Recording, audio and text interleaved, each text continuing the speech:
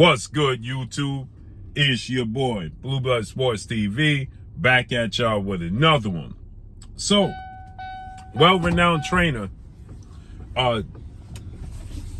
Juan Guzman, who is the assistant trainer to three-time junior middleweight world champion, former undisputed junior middleweight world champion, and is still the unified junior middleweight world champion, Jermell Ironman Charlo, who is now 35 wins, 2 losses, 1 draw.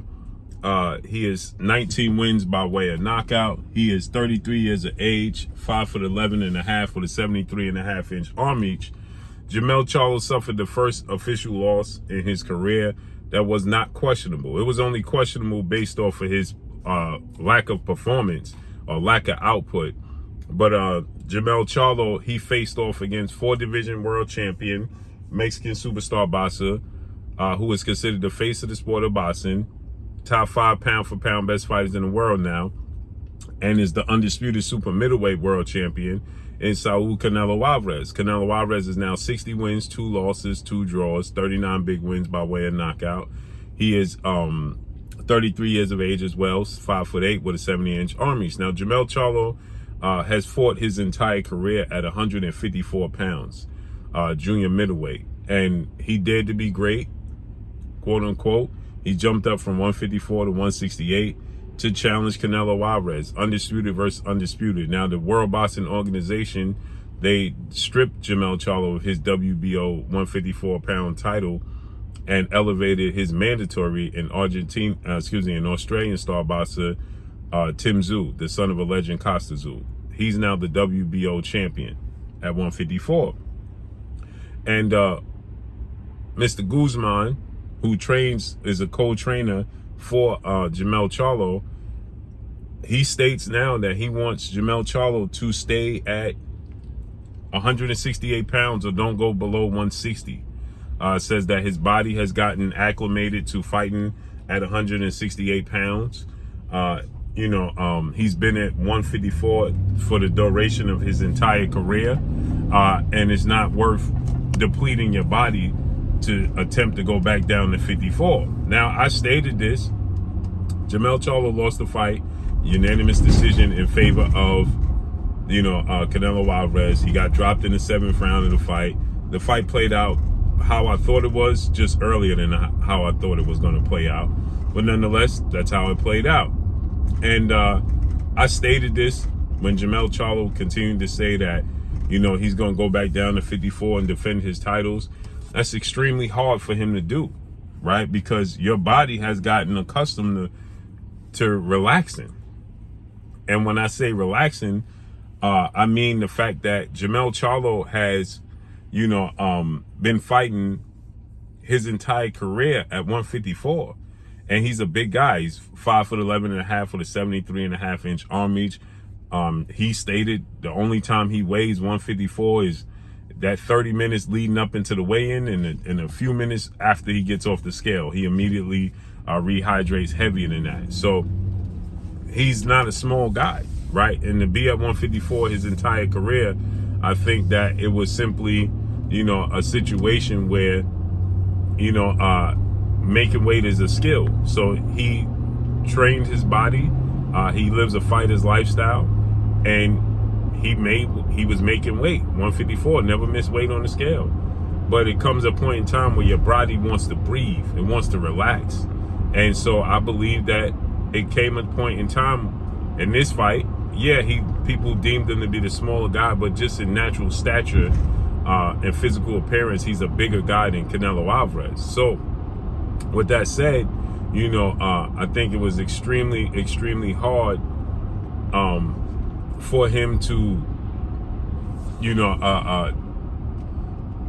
to make this weight at 154 comfortably. Now, he did it, but I don't know if it's comfortably, right? And I think like his body had the opportunity to breathe. It's at its natural state, right? And so Mr. Guzman is saying that don't deplete your body again. Don't attempt to do it. It's going to hurt you, right? It's not going to benefit you. Just essentially let the titles go. Relinquish the titles. right? Because if you attempt to go down from 68, he weighed in at 167. As I told everybody, he was going to weigh about 167. He weighed 167 the night of the fight. The weigh-in. After the fight, I'm sure he weighed all of 175, easy. Okay? So he performed. Now, he didn't perform. It wasn't the best performance of his career, but he did perform as a professional athlete at a high level at 168. Now, he utilized the ring. He was moving around the ring. He never fatigued. Canelo Alvarez was the stronger, bigger puncher and was trying to hurt Jermell Charlo more so than Jermell Charlo was trying to hurt him. He was trying to assert his dominance and plant his flag, Canelo was, but Jermell was utilizing the ring. His condition was there, okay? He never fatigued. He never got tired. He stayed moving around for 12 rounds, even after getting dropped and taking big punches. Canelo was letting him go, okay? Canelo wasn't hesitating. He wasn't shy about letting his hands go. He was letting his hands go. He was throwing heavy, heavy punches at Jermell Charlo. Extremely heavy punches at Jermell Charlo. So with that said, he was able to carry that weight and maneuver that weight around the ring and not fatigue. And Canelo was putting a lot of physical and mental pressure on him.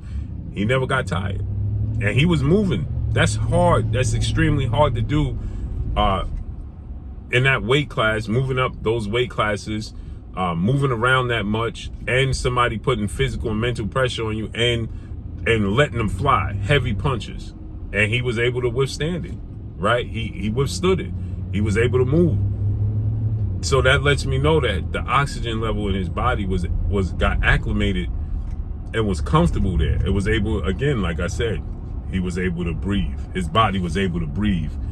He gave his body a rest from draining itself from whatever weight he walks around in to the weight of 168 pounds. That added 14 pounds benefited him just naturally, physically, right?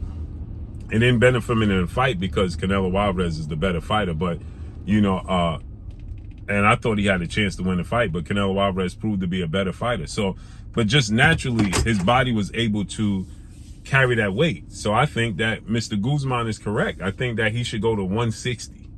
I don't know about staying at 168. Now, Mr. Guzman stated that, he feels like he should stay at 168 and let his body fully get acclimated there in that division and, then look to fight the best fighters in that division. I think that he should go to 160, okay? And then let his body gradually get into fighting those guys. Those are some big punches up there. And he clearly wasn't comfortable with dealing with the power. And obviously everybody that fights at 168 is not Canelo, but there's some heavy hitters at 168. Mainly, you got David Benavidez there. Caleb Plant is not the biggest puncher. But who's he going to fight to become a world champion? Because Canelo is undisputed in that weight class. So who would he fight to become undisputed? To become a world champion. So at 160 is more wide open. Now his identical twin brother, Jermell Charlo, who's an undefeated 2-division champion and is the reigning WBC middleweight champion, he campaigns at 160. But there's other belts that are freed up that he could fight for and look to become a world champion in 2 separate weight classes. But to stay at 168, I don't agree with him staying at 168. I think that he should go to 160. But I do agree that he shouldn't attempt to drain his body down and go to 154. He wants to fight with Terrence Crawford. He called out Terrence Crawford, and Terrence Crawford has been calling him out. They've been going back and forth. He's still a unified champion, so there is a pot of gold at the end of the rainbow for Terrence Crawford if he did choose to fight against Jermell Charlo. He wanted to fight Jermell Charlo so he could become undisputed in 3 separate weight classes, but Jermell Charlo has been stripped of the WBO title. So I think that, Terrence Crawford is still, a pot of gold at the end of the rainbow. He'd fight Jermell Charlo. He'll be a 4-division champion and a unified champion. Now, he would have to beat Tim Tszyu to become undisputed and be undisputed in 3 separate weight classes, but it's still reasonable. So I do agree with Mr. Guzman. I don't think he should go back down to 154, but I do think that he should not stay at 168. Should go to 160. So let's see how it unfolds and plays out. But that's all I got for y'all. Make sure you hit the like button. Drop a comment in the comment section. Let me know what y'all think. Y'all already know what it is. It's your boy Blue, Blue Blood Sports TV. Hate, like, comment, and subscribe. You haven't subscribed, hit the subscribe button, hit the like button, hit the bell icon to get all the new notification. Follow me on Instagram at Blue Blood Sports TV, all one word. That's all I got for y'all. I'm gone. Peace.